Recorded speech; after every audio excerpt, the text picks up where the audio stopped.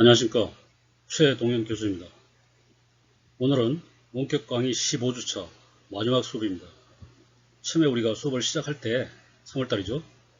빠른 시일 내에 대면 수업으로 전환할 수 있지 않을까 그렇게 기대를 했는데 결국은 15주차 마지막 수업까지 원격 강의로 진행하는 상황이 되고 말았습니다. 대단히 아쉽고 또 한편으로는 미안하게 생각합니다. 물론 교수자 입장에서도 원격 강의 때문에 스트레스도 많았고 또 시간적으로도 많이 할애를 해야 됐기 때문에 결코 쉽지 않은 한 학기였습니다. 그러나 교사보다는 학생 여러분들께서 더 힘들고 더 스트레스 받는 그런 상황이었을 것입니다. 이해를 합니다. 다시 한번 말씀드립니다. 이해해 주시고 우리가 2학기에는 원격 강의가 아닌 대면 수업으로 진행될 수 있기를 또 기대를 해야 되겠죠. 사실 MBA 수업은 그렇습니다. 일반 석사 수업과 달리 대면 수업에서 서로 토론을 하고 또 서로 경험을 나누고 하면서 교과서를 통해서 배우는 학술적 지식보다는 우리가 사회생활을 하면서 겪은 경험을 나누는 것이 어쩌면 더 중요한 그런 수업 방식이 되겠습니다. 그런 점을 충분히 감안해서 저는 대면 수업을 고대를 했는데 결국 이렇게 되고 말았다는 것을 다시 한번 말씀드립니다. 오늘은 이제 진도를 나가기보다는 지난번에 말씀드린 대로 특강 형식으로 국제금융시장에 대해서 이해하는 그런 시간을 갖도록 하겠습니다. 저는 그동안 월가를 비롯해서 국제금융시장에서 여러 해 동안 채권과 외환, 통화죠. 외환을 딜링하고 또 포트폴리오를 매니지먼트 하면서 국제금융시장과 뗄래야 뗄 수 없는 많은 시간을 보내왔습니다. 그래서 그런 경험을 나누고자 저는 다른 대학에서도 여러 번 특강을 한 적이 있습니다. 그래서 오늘 국제금융시장에 대한 내용을 가지고 여러분들과 함께 얘기를 해보도록 하겠습니다.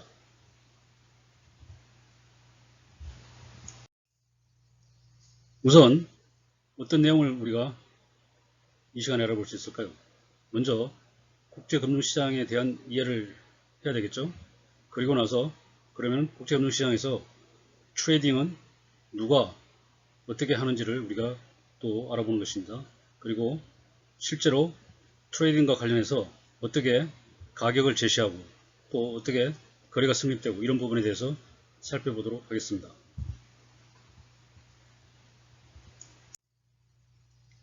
보통 우리가 국제금융시장 하면은 여러가지 형태의 금융상품이 거래되는 시장, 즉 국제적으로 거래되는 시장이 국제금융시장이 되겠는데 우선 론 마켓이죠. 국제금융시장에서 차입과 대출이 일어나는 그런 시장이 있고 또 여러분들 잘 아시는 에코티 마켓이 있죠. 주식시장이 있죠. 여러분들도 이제는 국제금융시장에 주식 투자를 할 수 있습니다. 우리나라 주식시장에서 투자를 하는 것이 아니라 여러분들이 바로 뉴욕에 있는 주식시장에서 주식을 사고 팔고 할 수 있죠. 그 다음에 가장 규모가 큰 본드마켓이 있습니다. 본드마켓은 채권시장인데 본드마켓도 국제적으로 굉장히 큰 시장이 되겠습니다. 주식시장보다 사실은 더 큰 시장입니다. 조금 이따가 더 자세하게 살펴보도록 하겠습니다. 그리고 FX는 뭡니까? 통화가 거래되는 시장이죠. 달러와 원화 또는 달러와 엔화, 달러와 유로화 어떤 통화 간의 거래가 이루어지는 시장이 바로 FX 마켓이 되고 그 다음에 어떤 면에서는 가장 규모가 큰 시장은 바로 디리버티브스 마켓입니다. 파생상품 시장이죠. 여러가지 기초 상품을 근간으로 해서 여러 형태의 파생된 거래가 이루어지는 시장이 바로 파생상품 시장이 되겠습니다. 그리고 최근에 상품 시장이 또 굉장히 번창을 하고 있죠. 그 상품 시장은 바로 커머디티 마켓이라 그래서 원유라든가 골드 같은 상품이 거래되는 시장이 되겠습니다. 특히 오늘 이 시간에는 인터내셔널 반드 마켓에 대해서 여러분들과 함께 알아보도록 하겠습니다. 왜냐하면 반드 마켓이 다른 모든 시장의 어떤 기본적인 사항을 다 포함하고 있는 가장 표준적인 시장이라고 할 수 있기 때문입니다. 반드 마켓 하면은 보통 도메스틱 반드 마켓하고 인터내셔널 반드 마켓으로 나눠지는데 그러면은 도메스틱 반드 마켓은 우리가 인터내셔널 반드 마켓에 왜 포함을 하느냐 이런 의문이 들죠. 인터내셔널 반드 마켓에는 두 가지 도메스틱 반드 마켓하고 인터내셔널 반드 마켓이 있는데 도메스틱 반드 마켓은 글자 그대로 국내 채권 시장입니다. 국내 채권 시장에 왜 국제 채권 시장에 포함이 되어야 하는지 궁금하죠. 왜냐하면 많은 국내 채권시장, 다시 말해서 미국의 채권시장, 일본의 채권시장, 영국 또는 독일의 채권시장은 그 나라 국민만이 그 채권시장에서 채권이 투자를 하는 것이 아니죠. 세계 모든 나라의 투자자들이 선진국의 채권시장에 투자를 하고 있습니다. 그래서 국내 채권시장이라 할지라도 국제 채권시장과 차이가 없습니다. 그래서 우리가 국내 채권시장이 또 한편으로 규모도 더 큽니다. 그래서 국내 채권시장을 알아야 된다는 것이죠. 그래서 국내 채권시장이 그럼 뭐냐? 말씀드린 대로 국내 채권시장은 어떤 나라에서 채권이 발행되는데 그 어떤 나라는 주로 어떤 나라냐면은 경제의 규모가 굉장히 크죠. 그리고 국제금융센터로서 잘 알려진 그런 나라가 되겠죠. 그리고 그 채권도 그 나라 통화로, 다시 말해서 미국, 경제규모가 크죠. 미국에서 미국 통화로 채권을 발행하는 그런 형태가 바로 국내 채권 시장이 되겠습니다. 일본에서 일본 엔화로 채권을 발행하는 그런 시장. 다시 말해서 일본의 기업이나 일본의 정부가 채권을 발행하죠. 그때 채권을 발행하는 통화는 뭡니까? 일본 엔화죠. 어디서 발행합니까? 일본에서 발행하는 것입니다. 이런 것들이 바로 국내 채권 시장이라고 할 수 있습니다. 그래서 보통 채권 시장의 어떤 채권의 종류를 살펴보면은 제일 규모가 큰 것이 바로 가버먼트 본드입니다. 정부채가 되겠죠. 그 다음에 에이전시 본드라 그래서 정부 기관채가 되겠습니다. 그리고 회사채, 기타, MBS 여러분들 많이 들어봤죠? 주택저당채권, 그 다음에 ABS, 자산담보부 채권, 뮤니시플 반드, 이거는 지방정부채라고 할 수 있겠죠. 인천시 또는 인천의 공공기관이 발행한 채권이 바로 뮤니시플 반드가 되겠습니다. 그러면 인베스터는 누구냐? 국제 채권 시장이기 때문에 레지던트인 국내 투자자뿐만 아니라 non 레지던트인 국제 채권자들도 국제 투자자들도 바로 국내 채권에 투자를 하기 때문에 그래서 국내 채권 시장이지만 바로 인터내셔널 반드 마켓의 대부분을 차지한다고 우리가 얘기를 하는 것입니다. 자, 그러면은 국내 채권 시장에 대해서 살펴봤고, 그러면 인터내셔널 반드 마켓은 좁은 의미의 여기서 인터내셔널 반드 마켓입니다. 우리가 처음에 말씀드릴 때 인터내셔널 반드 마켓은 국내 채권 시장하고 국제 채권 시장으로 나눠지는데 여기서 말하는 인터내셔널 반드 마켓은 좁은 의미의 국제 채권 시장이 되겠습니다. 국제 채권 시장은 뭐냐면은 자금을 차입하는 주체, 즉 기업이나 국가 밖에서 어떤 채권이 발행되고 거래될 때 우리는 국제 채권이라고 얘기를 합니다. 그래서 국제 채권 시장에서 우리가 채권을 얘기할 때는 크게 두 가지로 분류를 합니다. foreign bond, 외국채라고 우리가 번역을 하죠. 유로본드, 그냥 유로본드라고 얘기를 합니다. 그래서 foreign bond는 자금을 차입하는 주체가 자기 나라가 아닌 다른 나라에서, 그죠? 자기 나라 바뀐 다른 나라에서 다른 나라의 통화로, 그러니까 발행하는 나라, 그러니까 차입은 어떤 특정 국가 또는 특정 기업이 자금을 차입하기 위해서 채권을 발행하는데 어느 나라에 가서, 다시 말해 미국에 가서 미국 통화로 채권을 발행할 때 이런 경우는 우리가 foreign bond다, 바로 외국채라고 얘기를 합니다. 그래서 대표적으로 여러분들도 들어보셨겠지만 양키 본드, 불독 본드, 사무라이 본드, 아리랑 본드 이런 그 개념이 있습니다. 그래서 양키 본드라고 하면은 외국의 차입자가, 즉 채권 발행인이 미국에서 미국 통화인 달러로 채권을 발행할 때 우리는 양키 본드라고 얘기합니다. 그러면 다 답이 나오죠. 불독 본드는 뭡니까? 영국을 상징하는 불독. 그래서 외국의 자금 차입자, 즉 채권 발행자가 영국에서 영국 통화인 파운드 표시 채권을 발행할 때 그 채권을 우리는 불독 본드라고 얘기합니다. 사무라이 본드, 일본의 정신은 사무라이 정신이죠. 일본의 상징이죠. 그래서 외국의 채권 발행자, 즉 자금 차입자가 일본에서 일본 통화 표시인 엔화로 채권을 발행할 때 우리는 그때 사무라이 본드라고 얘기합니다. 그럼 한국의 상징은 무엇입니까? 국제적으로 널리 알려진 한국의 상징은 아리랑이죠. 그래서 외국인이 한국에 와서 한국의 통화인 원화로 채권을 발행할 때 그 채권을 우리는 아리랑 본드라고 얘기를 합니다. 그러면 한국인이 한국에서 한국 통화 표시로 채권을 발행할 때 그건 바로 도메스틱 본드죠. 국내 채권입니다. 한때 우리나라 채권이 많은 투자가들, 국제 투자가들한테 인기가 있었던 적이 있었습니다. 왜냐하면 한국의 경제가 굉장히 성장을 하면서 또 한국의 원화에 대한 어떤 선호도도 굉장히 높았던 적이 있었습니다. 지금은 많은 그 투자자들, 국제 투자자들 얘기합니다. 국제 투자자들이 한국 채권에 대한 투자를 좀 적게 하고 있었지만 한때는 모두가 한국 채권에 대한 투자에 대해서 열성적이었던 때가 있었습니다. 왜냐하면 한국의 일단 금리가 좀 높죠. 그 다음에 말씀드린 대로 한국의 경제가 아주 견조하게 성장하고 있었던 그런 시대였죠. 그러다가 최근에 이머징 마켓 중에서, 그러니까 신흥시장국 중에서 많은 투자자들이 중국의 위안화 투자로 옮겨간 적도 있지만은 또 최근에 중국의 위안화가 가치가 하락하면서 불안하죠. 그래서 다시 어쩌면은 또 한국 이머징 마켓 쪽에서는 한국 채권에 대한 어떤 수요가 많이 있을 수도 있습니다. 어쨌든 그때 외국인이 투자할 때 보통 한국에서 한국 원화로 발행한 채권, 즉 국내 채권에 대해서 투자도 하지만은 또 아리랑 본드와 같이 외국인이 한국에서 한국 통화로 발행한 채권에 대해서도 투자자들의 어떤 인기가 있을 수 있습니다. 한때는 우리 아리랑 본드도 많이 발행된 적이 있었습니다. 물론 지금도 발행되고 있죠. 그래서 우리가 이런 개념, 외국채에 대한 개념을 아셔야 되고, 반대로 유로본드라는 개념은 또 다릅니다. 유로본드는 채권을 발행하는 주체가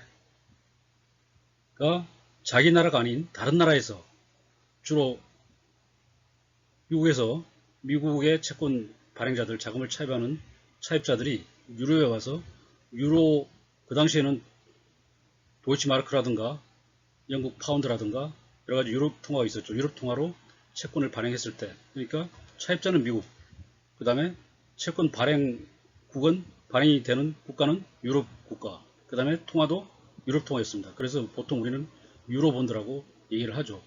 그래서 이러한 채권 발행 방식이 미국의 차입자가 유럽에서 주로 채권을 발행하기 시작해서 생긴 개념이 바로 유로본드고, 요즘에는 그 개념이 확대돼 가지고, 예를 들어서 외국의 차입자가 채권을 발행하는 사람이 한국에 와서, 그죠?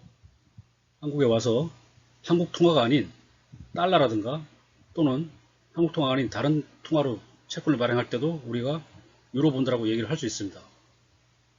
그래서 통상 유로본드를 하면은 채권 발행자, 즉 자금 차입자가 외국에 와서 채권을 발행하는 국가가 아닌 다른 나라의 통화로 채권을 발행할 때 우리는 유로본드라고 얘기하고, 특별히 한국에서 한국 통화가 아닌 외국 통화로 발행되는 채권을 우리는 김치본드라고 얘기를 합니다. 그래서 김치본드, 아리랑본드 이런 개념이 있는데, 여러분들이 관심 있는 분들은 좀 더 구체적으로 인터넷이나 또는 다른 교과서를 통해서 살펴볼 수도 있는데, 개념은 그렇습니다. 아리랑본드는 외국인이 한국에 와서 한국 통화로, 그 다음에 김치본드는 외국인이 한국에 와서 채권을 발행하면서 한국 통화가 아닌 다른 나라 통화로 채권을 발행하는 것입니다.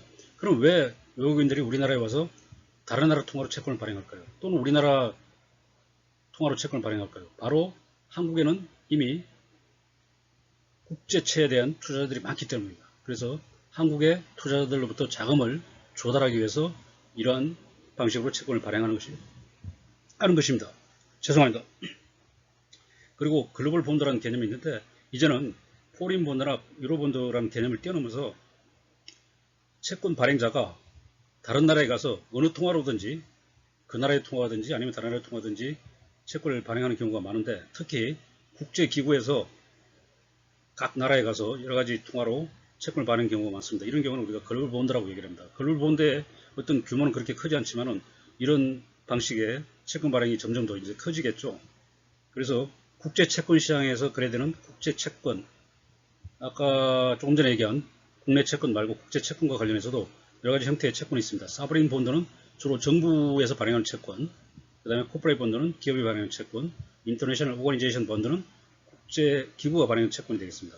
이때 투자자는 누가 되겠습니까? 당연히 국제적인 투자자들이 바로 투자가가 되겠습니다.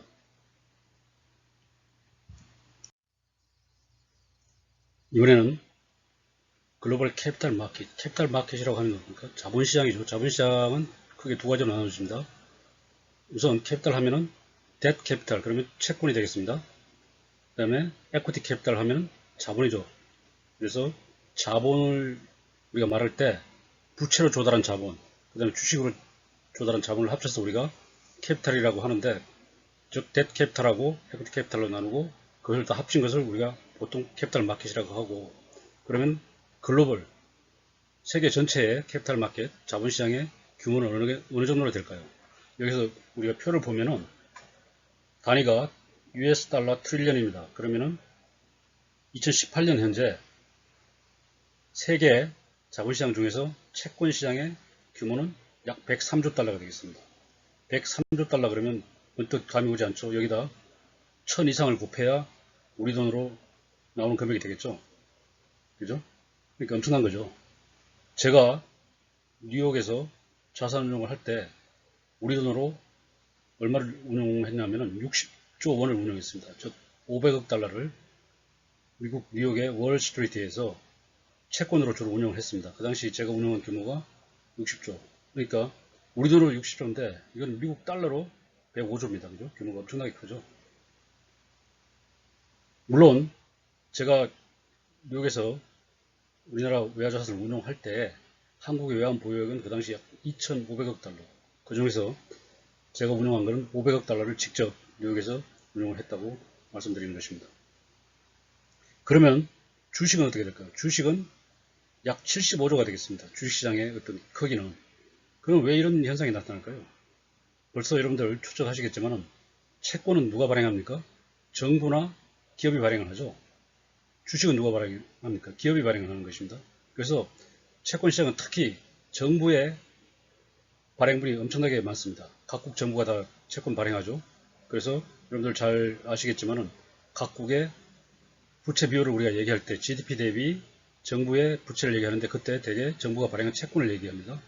그러면 우리나라 같은 경우는 지금 약 GDP 대비 40%, 일본은 얼마나 될까요? 일본은 엄청나게 많죠. 일본은 약 200%가 넘습니다. 벌써.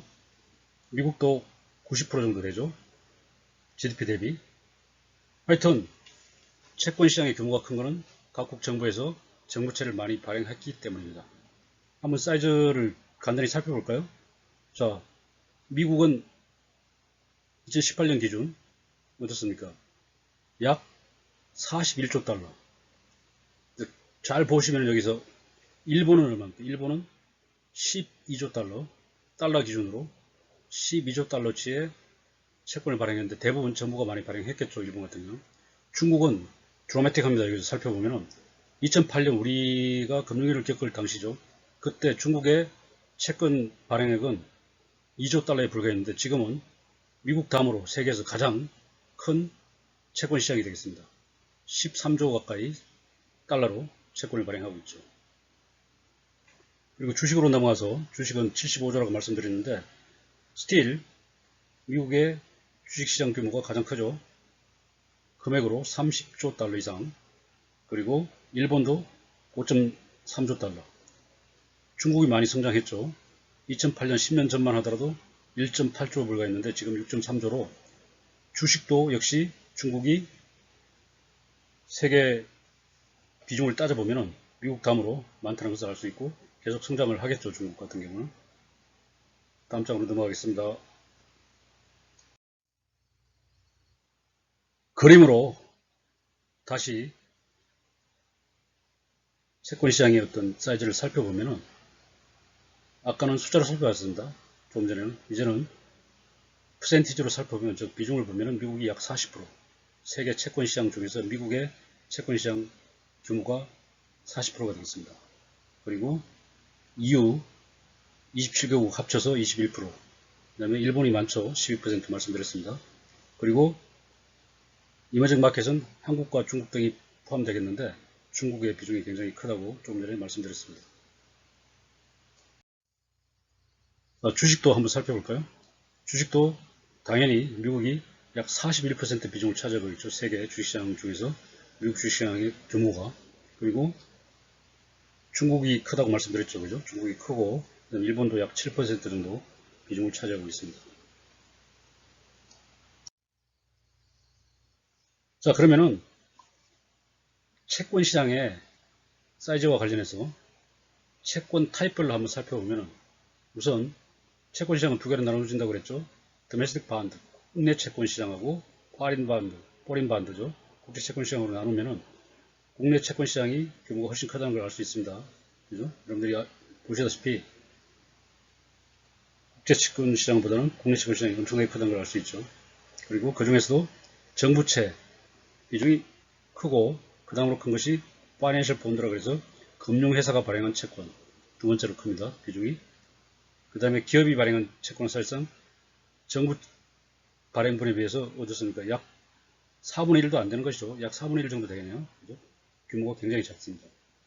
그리고 국제 채권 시장의 비중은 국내 채권 시장의 규모에 비해서 굉장히 적다는 것을 여러분들이 여기서 알 수 있을 것입니다. 통화별로도 살펴보면은 당연히 미국 달러 표시 채권이 머저리티를 차지하고 있고, 그 다음에 유로는 이제 27개국을 대표하는 유로 통화로 표시된 채권을 우리가 얘기하는 것입니다. 그리고 일본은 7.7% 굉장히 큰 비중이죠. 물론 기타에는 한국이나 중국이 포함되어 있는데 중국에 비해서 한국의 비중은 굉장히 작다고 할 수 있습니다. 각국의 채권 발행 잔액 한번 살펴볼까요?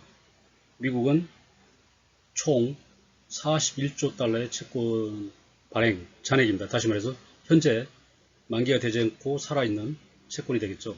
미국에서 발행한 채권이 41조 달러, 일본이 12조, 영국이 약 6조, 캐나다 3조, 중국 굉장히 많죠. 14조 가까이 됩니다. 그 중에서 중국 정부가 발행한 걸 한번 살펴볼까요? 여기 나와 있나요? 여기 나와 있네요. 중국 정부가 5조를 발행했죠. 그러면 중국 금융회사에서 5조. 자세히 살펴보시면은 중국의 금융회사들이 발행한 채권 잔액이 굉장히 많다는 것이죠. 그죠? 일본이나 영국에 비해서는 얼마나 많다는 것을 여러분들이 여기서 살펴볼 수 있고, 우리나라 같은 경우는 총 우리나라 정부, 금융회사, 기타 여러 채권 발행 주체에서 발행한 채권을 보면 약 2조 달러가 되는데, 달러로 환산한 것입니다. 지금 자세하게 각 섹터별로, 다시 말해서 금융채라든가 또는 정부채라든가 이런 것들이 자세히 표시가 안 되어 있지만은 총계로는 우리가 2019년 1, 3분기 말 현재 약 2조 달러를 발행하고 있습니다. 중국에 비해서는 약 얼마나 될까요? 6분의 1이 안 되네요. 그죠? 거의 뭐 7분의 1 가까이 되는 그런 수치로 중국에 비해서는 굉장히 규모가 적습니다. 일본에 비해서는 어떨까요? 일본에 비해서도 우리가 굉장히 적죠. 그래서 아직 우리나라 채권 시장은 아직 상대적으로 발달이 더디고 있다는 것을 여기서 우리가 알 수 있습니다. 이상으로 첫 번째 동영상은 여기서 마치고 두 번째 동영상에서 좀 더 구체적인 부분에 대해서 살펴보도록 하겠습니다. 감사합니다.